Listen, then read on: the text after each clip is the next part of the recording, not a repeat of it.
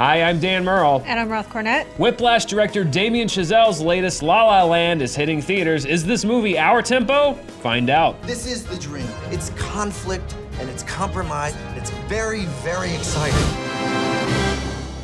Hot off the Oscar-winning Whiplash in 2014, Damien Chazelle returns with La La Land, a musical that I think, and I don't know about you, Roth, is going to go in probably my list of the top 10 films of the year. 100%. What did you think? 100% in the top 10 films of the year. And you know what's really interesting about it is that I loved Whiplash as well, but this is a very different film that has the same themes. That's what's really interesting about it. This is about an artist trying to stay true to himself, a musician, Ryan Gosling's character, and an actress trying to reconcile her desire for success and her own artistry, right? And so Whiplash explores a lot of that, but in a very angry, aggressive, rushing and dragging kind of a way, right, versus this film, which is luscious and beautiful and full of golden hour shots. I'm sure it doesn't hurt that we live in Los Angeles, and Right. this is going to go in the list of the quintessential list of movies that make Los Angeles look absolutely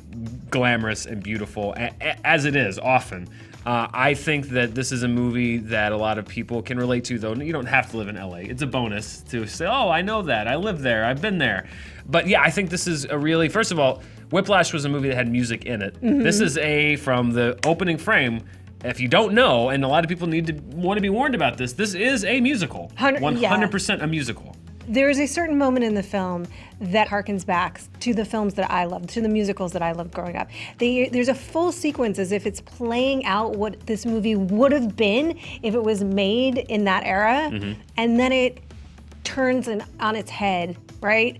And it explores the reality of what it is to want to be an actor or a musician in Los Angeles, but not in a soul-defeating way. It's still optimistic. Yeah, I like that a lot. I like kind of how, this is kind of a familiar story of the struggling actress, the struggling musician, and it plays with the tropes a little bit, and that the story is very classical Hollywood, and I think a lot of people might knock this film by saying like, oh, well, the story is cliched, but that's kind of one of the reasons I like this movie was that Damien Chazelle is bringing modern techniques. It's set in the modern day, and this is very much a classic 1940s, 50s musical in plot and tone and style, just kind of updated to the modern day with new music. And that's one of the things I liked about it was the fact that it was kind of a throwback to that, but it didn't feel trite. It didn't feel soulless. It has a lot of heart, this movie. Has a lot of heart, and then, I think also that those films did have absolute tropes, right? Mm-hmm. They ended a certain way. Yeah. This movie ends a slightly different way, and that, I think, is how he is in terms of the story and the characters updating it, right? Yeah. But it is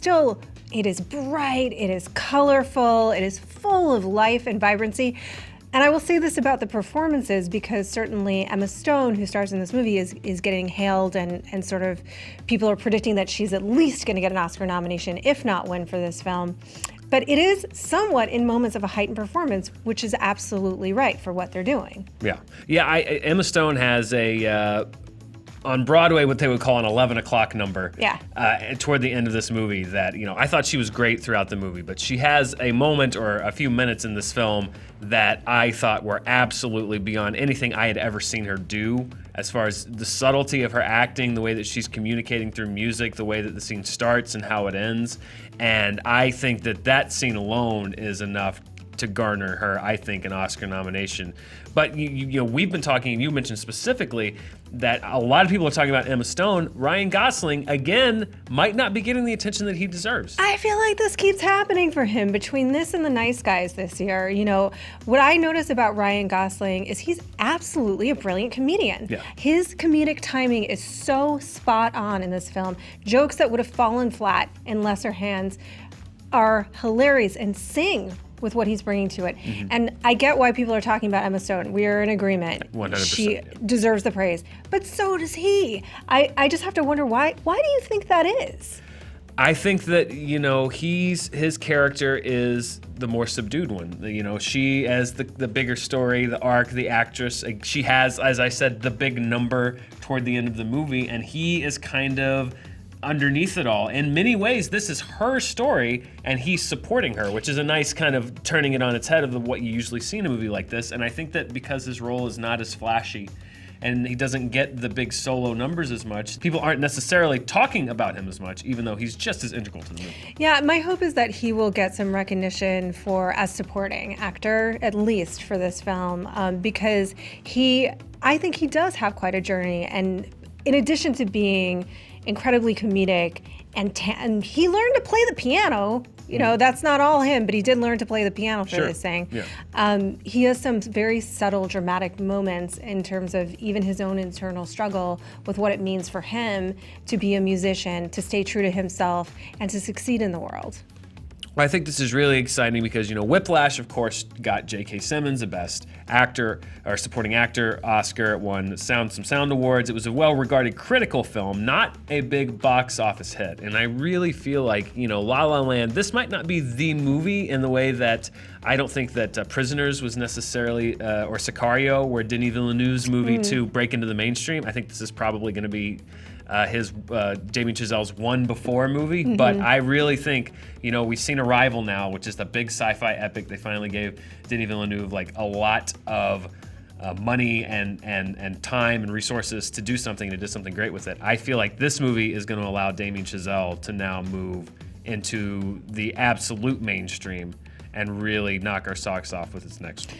And what's really exciting to me about that is that I do think he's an auteur, but to use that word, you know, he has a very distinctive style in some respects, but he is also very limber in other respects, and I have no idea what he would do next, and that's really exciting to think about for a director. Well, bottom line, I think that if you're a fan of movies, if you're going to be following the Oscar season, the awards season, La La Land is 100% a movie you need to see, because I think this movie is going to be in the mix for a lot of big awards. Absolutely. Buy your ticket on this one. Very much well worth it. If you like old Hollywood musicals the way I do, this is going to bring you right back to those days, and it's going to give you something a little extra.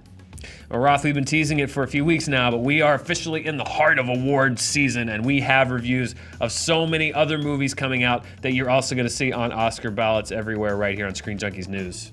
I'm Roth Cornett, and we will see you here on Screen Junkies News. You can tweet at us at SJ News or me at Roth Cornett. And I'm at Merle Dan on Twitter. See you next time. Thanks for watching Screen Junkies News. You can click, select, tap, whatever you want. The box is on screen to watch even more Screen Junkies News, and don't forget to click the logo to subscribe.